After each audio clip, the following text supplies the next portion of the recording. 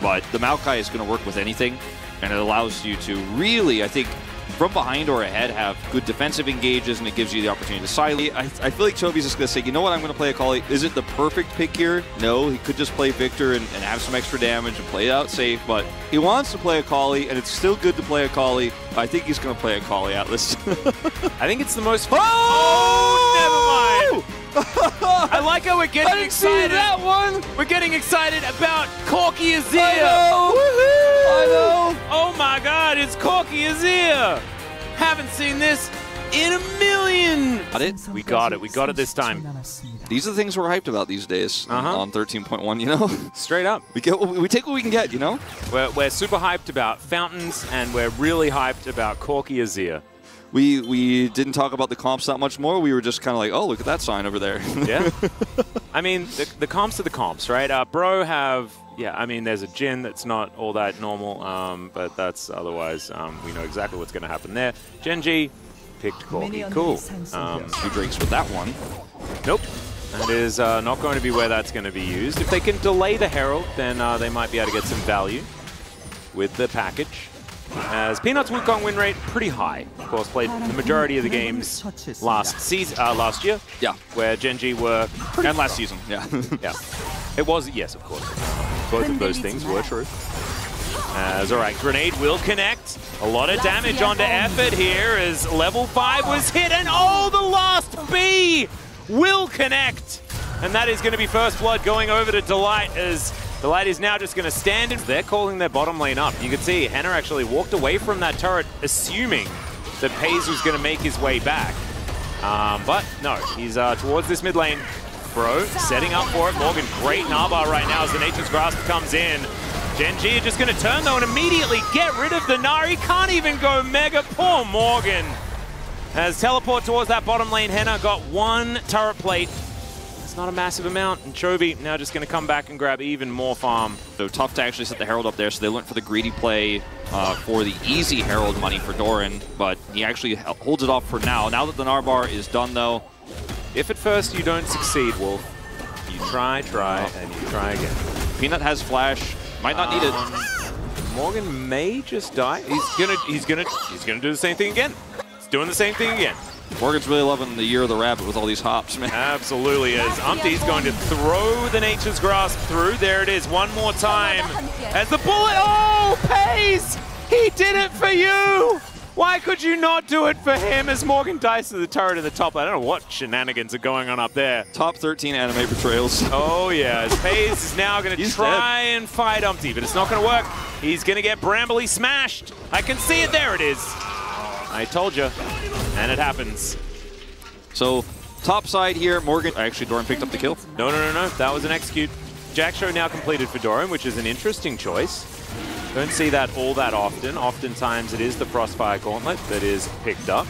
Genji should be able to use this package in order to lock down this Drake, but no, Umpty's going to steal it away. Cyclone doing a lot of damage there to Karis. Emperor's Divide does come through as Chovy delivered a package to them, but now Nature's Grasp to come down yet again. Peanut diving forward one more time, but the Heimerdinger's already dead, and Bro are winning the fight. Oh my goodness! Pays is popping off though, and that is going to be the win, the triple kill in the end. And he dodges the sapling cherry on top. What his itemization is just yet. Yeah, I just Ravenous Hydra already completed. Yeah, just wait and see. Yep, it is. Yeah, he's got that one, and Cole completed as well. Tier coming through, so Muramana will be the next item of choice. Well, there is the all-out onto Morgan. His Narbar is relatively high, but he's not going to be able to use it. That is going to be a problem here, and the Wukong is getting value.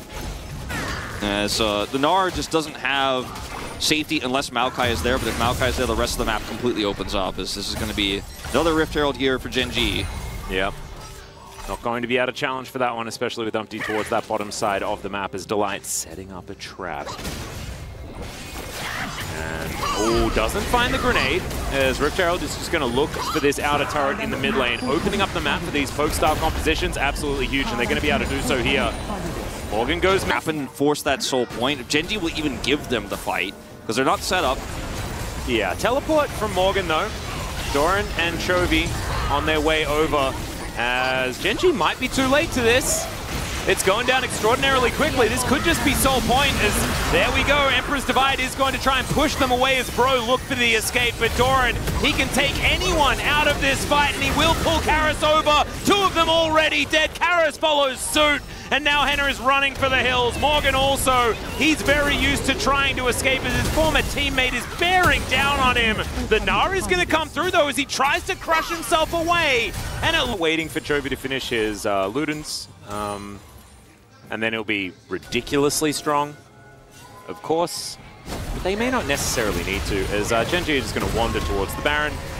And yes, Bro, know that this is happening, but Gen.G might just be able to stick to this one and just lock it down. Nature's Grasp to come forward here from Umpty. Let's see if that can actually stop any of this from happening as the curtain call is going to come in. Emperor's Divide is flashed by Pace so beautifully, and immediately he just punishes. Doran's going to be taken down as well, though, as it's a 1-for-1 in the end. Low health bars on Gen.G means they don't want to go back in.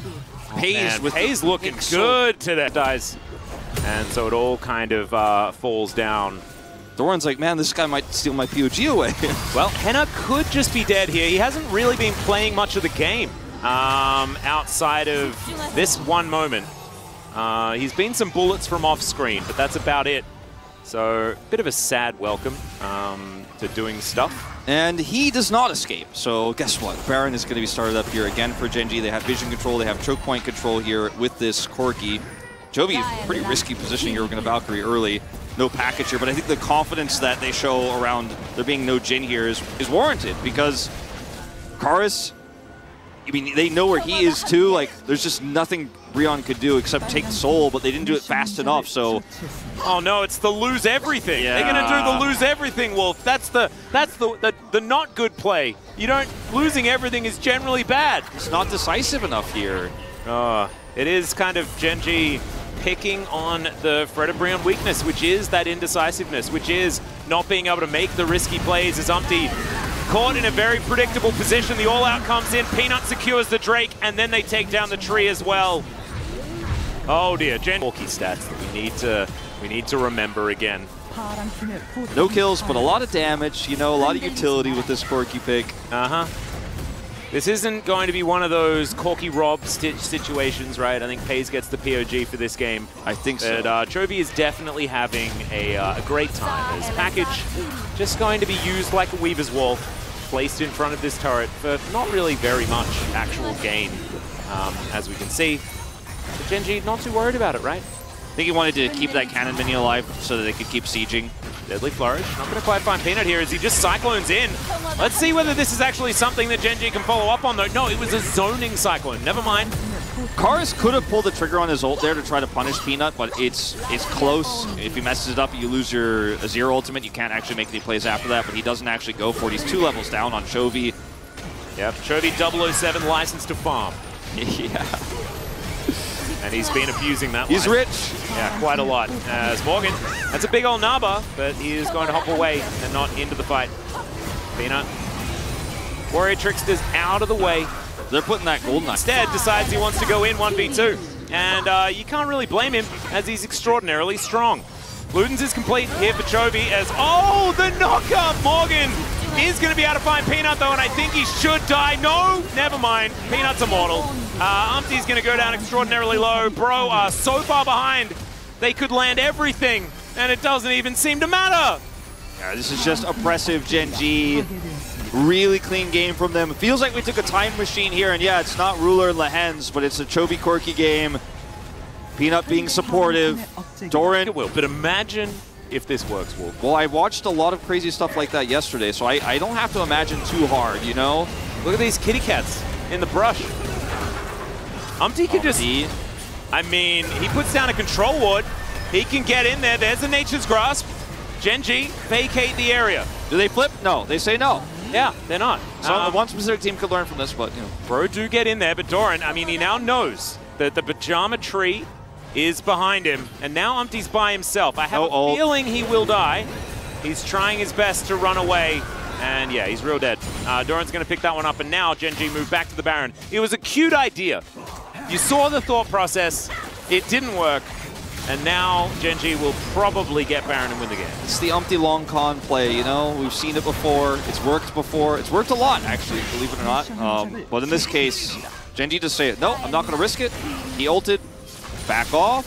Someone should tell KT about what just happened. Yeah, that's what I'm saying. One team can learn from this. Yeah, there is definitely a team that could learn from this. They won't, because they have to break our brains at every opportunity. But this is definitely a good example of how you take an objective without having to risk anything if you have a huge lead. And Gen.G playing it beautifully, packing now in hand for CHOVY. Kars just disappears. Yeah, he takes so much damage. Look for these rockets. Not a whole lot of them have been landing on. Oh my god, never mind. Okay, well, now Karis going to take, one, two. CHOVY just hanging out. Package going to be taken away. Thrown to the heavens. Doran taking a fair bit of damage here. Henna does still do a fair bit as, oh my god, these zoom-ins make it so scary. Oh god, okay, Curtain Call comes in. Only one bullet goes out though as everyone's on the fountain. There is the flash to immediately follow, but it's not going to be enough. Karis finds a decent ulti as Hayes goes golden on the fountain and survives as the Nexus is not so lucky. Gen.G 2-0 over Bro. Doran is grabbing his jacket so fast, he's ready to go home.